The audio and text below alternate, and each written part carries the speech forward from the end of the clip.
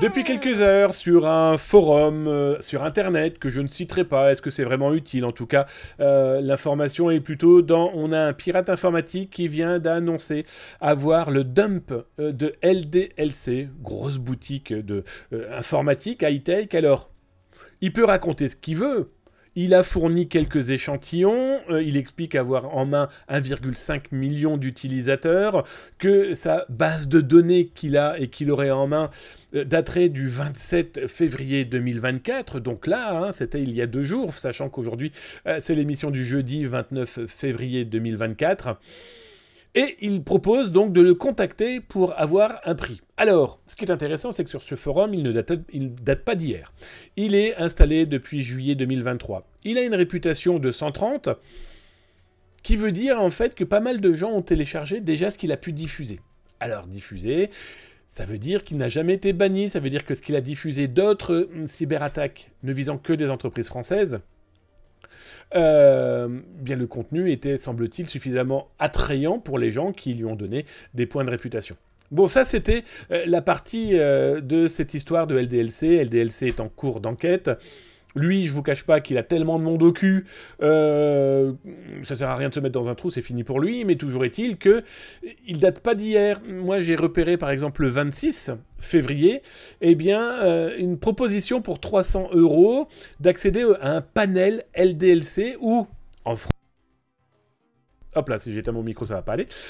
Ou en français, il explique que recherche via ID, adresse email, nom et prénom, numéro de téléphone, possibilité de squap les utilisateurs. Je vais être très honnête avec vous, en matchant les deux, je pense que ce même gars-là est celui qui essaye de commercialiser la base de données, qu'il a tout simplement squipé, à partir peut-être de cette entrée, de cette porte d'entrée. Alors, je vous cache pas que j'ai retrouvé plusieurs possibilités, donc c'est ce panel est...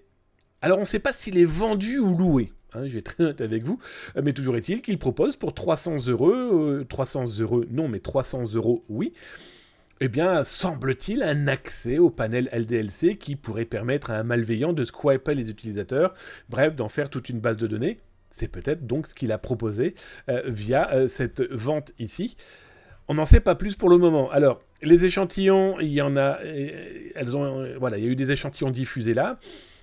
On n'en sait pas plus. C'est peut-être du bluff. C'est peut-être pas du bluff, on va attendre l'officialisation de la chose par LDLC, mais il y a de fortes chances qu'une plainte auprès des autorités policières soit au bout du nez de ce Français, parce que je pense qu'il est français.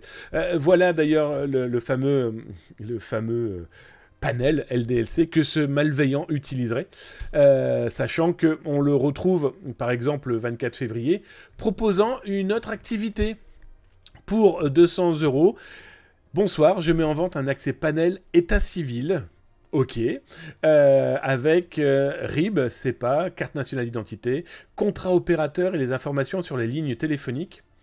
Alors d'ici là que Bozo le clown, que nous avons ici, travaille pour un, je sais pas, un opérateur peut-être, en tout cas une entité qui lui permet d'avoir certaines informations, et qui s'est dit tiens, je vais les vendre. Bon bah écoutez, soyons très clairs, hein, lui finira...